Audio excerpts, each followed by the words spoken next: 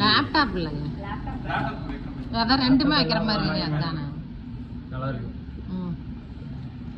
அடுத்து அது வந்து அவங்க அம்மாவோட கிஃப்ட், மாமியோட கிஃப்டா? ட்ரெஸ் அது பிரிச்சு காட்டு. அப்படியே மூட்டை மாதிரி மடிச்சு வைக்கிற, பிரிச்சு காட்டணும் மாமியார் துணியா. அதான் வீடியோ கேப்சர் ஆகுது, கரெக்டாக காட்டுல சுருக்கு எடுத்து பண்ணிலாம் காட்டுவியா? கட் பண்ணுறதுனே கடிச்சு வைக்கும். அம்மா கட் பண்ணாம இருந்தா சரி. ஆமாம். நாளைக்கு கறிச்சுனே கருத்து அவ்வளோதான்.